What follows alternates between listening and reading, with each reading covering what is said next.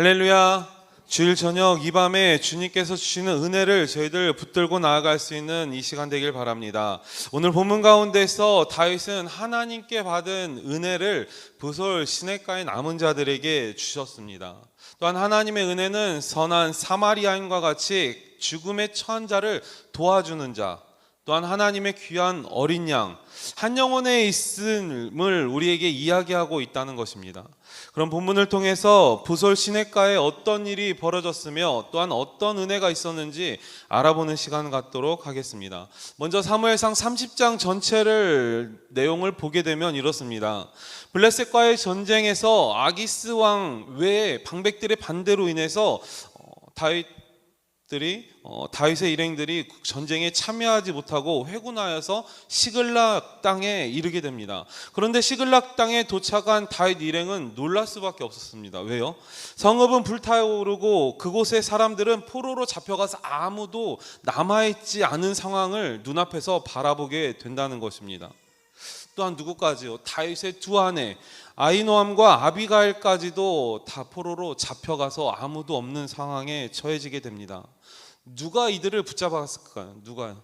아말렉 사람들이 그들을 포로로 붙잡아갔다는 것입니다. 백성들은 슬픔에 젖어 있을 때 다윗은 제사장 아비아달에게 제사장들이 입는 에봇을 가져오라 말합니까? 이유는 무엇일까요? 다윗이 하나님께 묻기 위함이라는 거예요.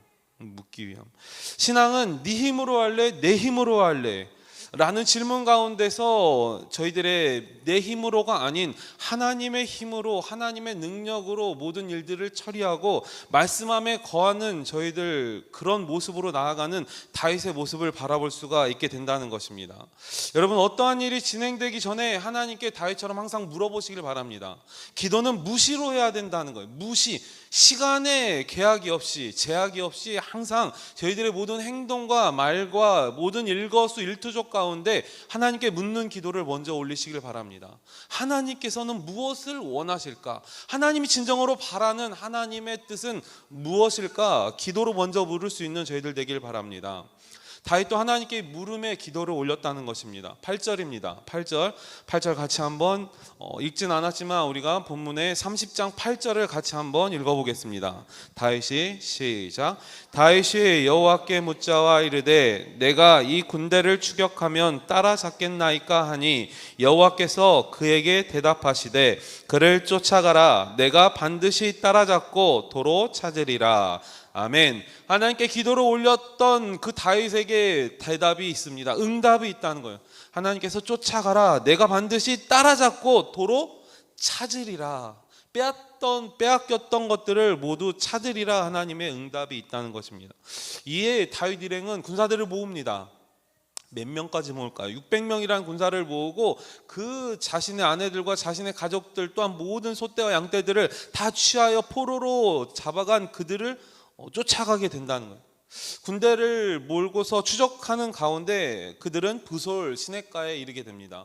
부솔 시냇가에 이르렀을 때 너무 피곤한 군인들, 또한 그 전쟁, 그 상황 전에 있었던 그 전쟁 가운데서 너무 피곤하였기에 한 200명 가량이 부솔 시냇가에 머물게 된다는 거예요. 너무 피곤하여서 부솔 시냇가에서 건너지 못하고 함께 군대 전장에 나아가지 못하는 200명이 그들 가운데서 부솔 시냇가에 머무르게 됩니다. 그래서 다윗 일행은 400명, 나머지 400명을 데리고 군대를 이끌고서 다시금 군대를 쫓아가게 된다는 것입니다. 군대를 쫓던 와중에 한 사람을 만납니다. 애굽 사람 한 사람을 만나는데 그 한 사람은 너무나도 힘이 없고 쓰러져 있고 죽어가는 그 모습에 다윗은 그 사람을 돌보아 줍니다. 먹을 것을 주고 또한 그를 보살펴 준다는 것입니다. 애굽 사람이 병이 들어 아무것도 먹지 못하였고 또한 기력이 없었기에 다윗은 그에게 먹을 것을 주어서 기력을 되찾게 합니다. 기력이 되찾은 그 사람에게 다윗은 물어봅니다. 너는 누구이며 어디서 왔으며 무슨 일을 하는 자인가 물어보게 됩니다. 그 사람은 다윗에게 대답을 하죠. 자신은 시글락을 쳤던 사람 중에 하나였으며 병이 들었는데 나의 주인이 병든 나를 버려버려서 지금 이 상황에 처해 있습니다. 그러면서 다윗은 그 사람에게 이렇게 물어봅니다. 다윗은 그 사람에게 그들의 군대로 갈 수 있는, 그 군대로 인도해 줄 수 있겠냐, 그 사람에게 물어봐요. 그러자 그 사람은 자신에게 은혜를 베풀고 자신에게 먹을 것을 주고 기력을 되찾게 한 다윗에게 그 군대들에게 길을 안내하겠다 말한다는 거예요. 그 군대에 도착해 보니 상황을 바라봅니다. 다윗 일행이 그곳에 도착했을 때는 약탈한 것들로 말미암아서 그들은 흥청대며 먹고 마시고 술에 취해 있었다는 거예요.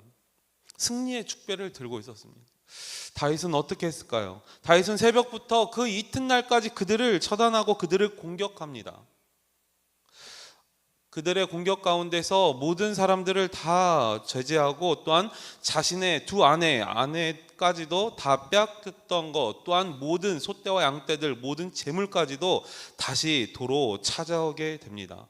바로 이 전쟁에서 다시 찾아온 물건들을 전쟁의 전리품이라 이야기합니다. 전리품.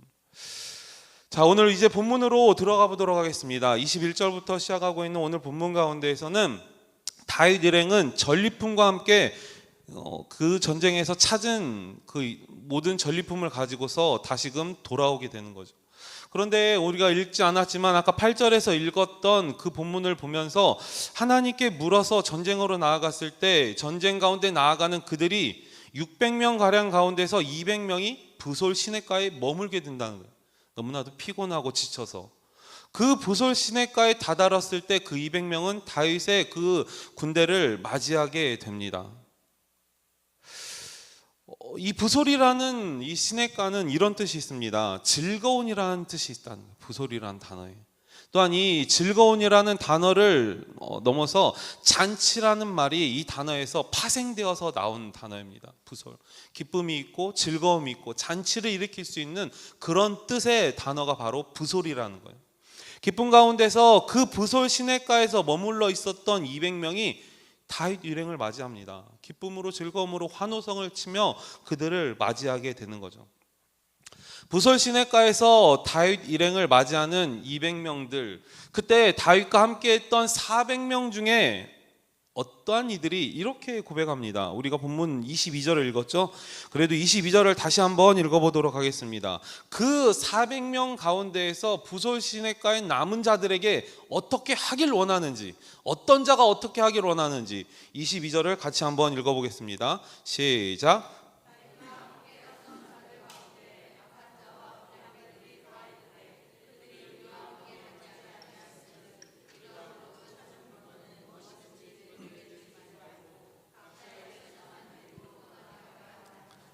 아멘. 이 본문의 말씀을 세번역 성경에선 이렇게 말하고 있습니다. 그러나 다윗과 함께 출전하였던 군인들 가운데서 악하고 야비한 사람들은 거기에 남아있는 이들이 못마땅하여 자기들과 함께 출전하지 않았던 군인들에게는 되찾은 물건을 하나도 돌려주지 말고 다만 각자의 아내와 자식들만 데리고 가게 하자고 뭐했다? 우겼다 말합니다. 세번역 성경에서. 이렇게 말하는 자들이 있으면 어떤 사람들이 어떻게 말했습니까? 오늘 본문에 말하기를 악한 자와 불량배들이 이렇게 말했다는 거예요. 이 200명 가운데서는 우리와 함께 전쟁에 나아가지 않았기 때문에 이 전리품들을 나누지 말자 말합니다. 그 대신 자녀와 자식들은, 아내와 자식들은 돌려주라고 말하죠. 그러나 다윗의 생각은 달랐다는 것입니다. 여호와께서 우리를 보호하시고 적군을 우리에게 넘겨주셔서 승리하게 하신 하나님의 은혜임을 선포하듯 백성들에게, 이들에게 이야기합니다. 자, 24절입니다. 24절 같이 한번 읽어보겠습니다. 24절 시작.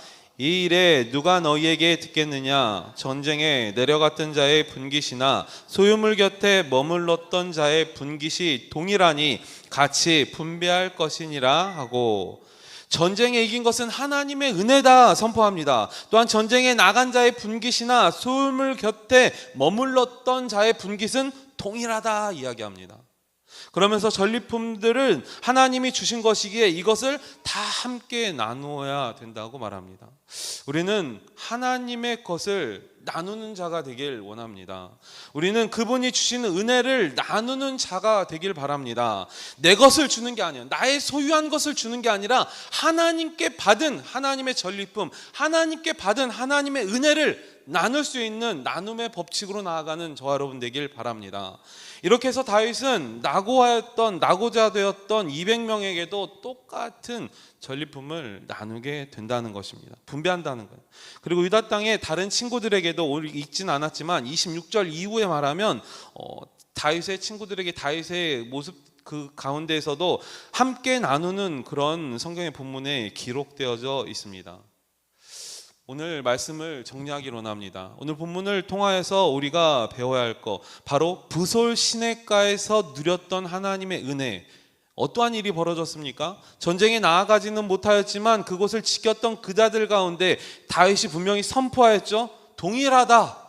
하나님의 전리품을 동일하게 나누자 말합니다. 그 동일하게 나누지 말자고 말하였던 그 악한 자들의 마음을 쓰러뜨리고 넘어뜨리게 하여서 하나님께서는 부솔 시냇가에 있는 200명에게 은혜를 주셨다는 거예요. 다윗을 통하여서. 지금 우리가 받아 누리는 은혜가 바로 그런 은혜입니다라는 것입니다. 공로 없이 죄인이 빈손 들고 주님 앞에 나아가지만 하나님은 똑같은 은혜를 주신다는 것입니다. 항상 이 은혜가 우리 안에 있길 바랍니다.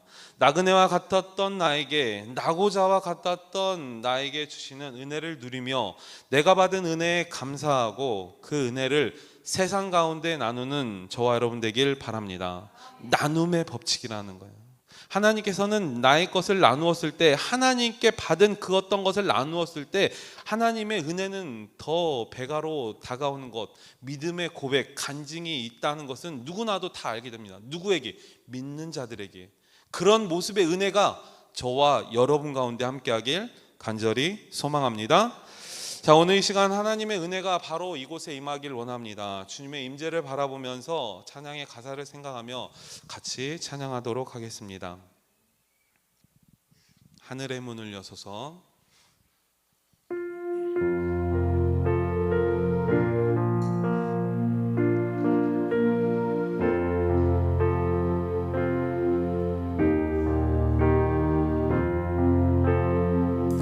하늘의 문을 여소서. 하늘의 문을 여소서. 이곳을 주목하소서. 주를 향한 노래가 꺼지지 않으니 하늘을 열고 보소서. 이곳에 임재하소서. 이곳에 임재하소서. 주님을 기다립니다. 기도의 향기가 하늘에 닿으니 주여 임재하여 주소서. 이곳에 오셔서. 이곳에 오셔서. 이곳에 앉으소서. 이곳에서 드리는 예배를 받으소서. 주님의 이름만이 오직 주의 이름만 이곳에 이곳에 오셔서. 이곳에 오셔서. 이곳에 앉으소서. 이곳에서 드리는 예배를 받으소서. 주님의 이름만이 오직 주의 이름만 이곳에 다시 한번 고백합니다. 하늘의 문을 여소서. 하늘의 문을 여소서. 이곳을 주목하소서. 주를 향한 노래가 꺼지지 않으니 하늘을 열고 보소서. 이곳에 임재하소서. 이곳에 임재하소서. 주님을 기다립니다. 기도의 향기가 하늘에 닿으니 주여 임재하여 이곳에 오셔서 이곳에 오셔서 이곳에 앉으소서. 이곳에서 드리는 예배를 받으소서. 주님의 이름만이 오직 주의 이름만 이곳에 있음. 이곳에 오셔서 이곳에 오셔서 이곳에 앉으소서. 이곳에 더 드리는 예배를 받으소서. 주님의 이름만이 오직 주의 이름만 이곳에 오셔서 이곳에 오셔서 이곳에 앉으소서. 이곳에서 드리는 예배를 받으소서. 주님의 이름만이 오직 주의 이름만 이곳에 저희들 오른손을 들고 믿음으로 고백하는 시간 갖길 원합니다. 하나님 이 시간 가운데 임재하여 주시옵소서. 하나님 부설 시냇가에 받았던 은혜를 저희들이 나누길 원합니다. 에즈버리에 임하였던 하나님의 은혜가 저희들 율전동에 하나님 저희들 율전교회에 임하길 원하오니 하나님 능력에 임재하여 주시옵소서. 하나님 축복하여 주시옵소서. 그런 소망을 품고 다 함께 통성으로 기도합니다. 사랑의 하나님 감사합니다. 주님의